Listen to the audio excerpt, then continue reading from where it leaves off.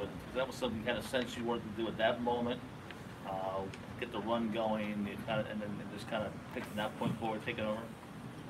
Yeah, we had a bad start, and then coming out of the half, we knew we needed to pick it up, and my teammates put me in the best position to be able to turn it on, and I did what I did. Were you especially motivated going this season? Nah, it young was. big guy, number one pick.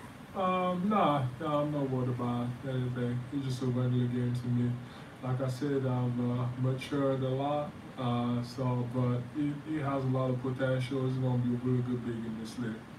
When you consider just how short a time you guys have had to put this together, to be able to do what you guys have done, second quarters, fast starts, good starts, pick the games up, are you impressed by what you've done so far with the limited amount of time you've had with Jimmy and the other guys? Yeah, I'm not surprised. Jimmy came in here. He's an all-star. We know what he can do.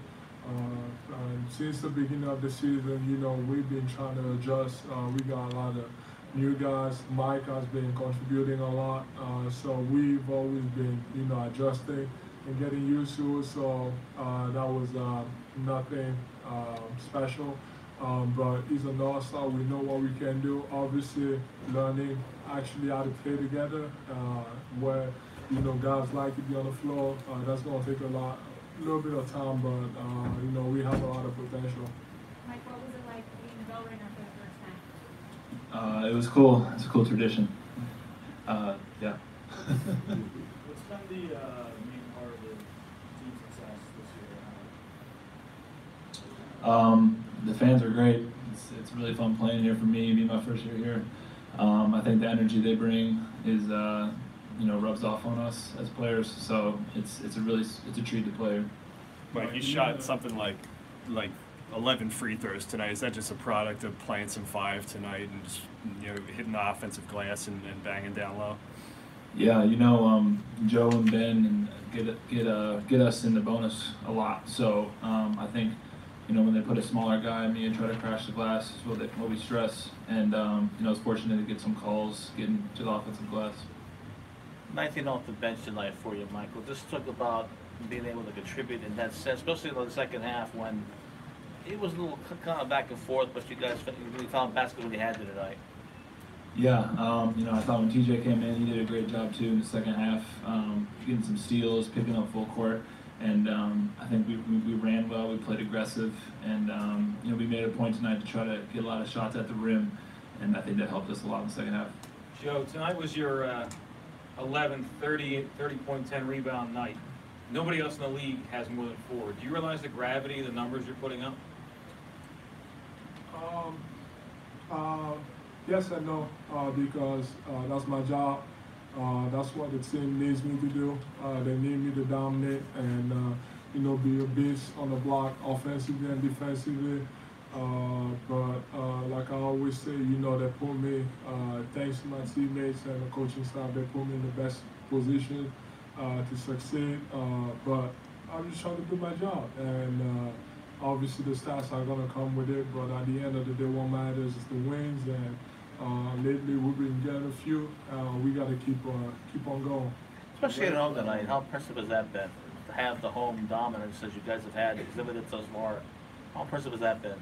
Oh, playing at home is really important to everybody, especially to me. I've been here, I went through everything with the fans that went through everything, so I feel like we got a lot to give, especially after what we made them go through, especially my first 2 or 3 years here. So we got a lot to give, and every time they come to the game, I feel like we have to play hard and put on a show. So, playing at home, like you said, he's just a trick. Like he's amazing. The fans are amazing. They give us so much energy because they're so into the game, and I enjoy it. And obviously, we gotta take better care of our record on the road, but playing at home is amazing. I don't know. I just felt like we went out into the game. We started off really slow, but obviously we picked it up. And you know, those guys, one thing we got to work on, you know, guys, especially when we're defending the pick and roll, a lot of times we got stuck on the screen or behind, you know, all those ball handlers, Devin and all of them. So we just got to do a better job of, you know, getting back in front of our man. And, you know, it's just, as a big man, it's a trick because you don't want to come up, or if you do come up, they're going to throw the lob. They got a few lobs today. So we just got to do a better job as a team. Well, DeAndre talked about you after the game and said he wanted to thank you for showing him how to play the game tonight and really complimenting him. Just your thoughts on the matchup again. Oh, like I said, I think a lot of people usually misunderstand me. You know, I talk a lot of trash. I'm always going to do. You know, but one thing I've always said about him, he was the #1 pick. I've always said that he has a lot of potential. He's going to be really good. You know, I love playing against him tonight. You know, I can't wait for the multiple battles we're going to have in the future. But he's talented. You know, it takes a while. That's his first year. But, you know, I've talked to him before. We've texted, and, you know, anything I can do to help, I'm always here. But, you know, I'm a big fan. And like I said, he has a lot of potential, and, you know, I can't wait to play against him in the future. So, what did these guys say to you when you missed that windmill in the first half? Well, everybody was shocked that I actually even attempted it, because I was shocked too, because I don't even know at what point I decided to windmill, but I was going up for an easy dunk, and then I was like, all right, just do whatever. And then I tried it, and I guess I was short on it, but you know, I like to do, sometimes I like to do stuff that has really never been done in games. Usually it's on the fast break, but in a half-court set, that's hard. You know, I'm mad at myself for missing it. But one of these days I'm gonna get it again. But you know, they were shocked that I even attempted it. But you know, I gotta do a better job of, especially in that position. We were down. We wasn't like we were up 20. So you know, next time, you know, I'm still learning. You know, I'm still learning the game of basketball. In those situations, I just gotta go for the easy two and, you know, help my team. And if we up by 20, and that's when I can do those type of stuff.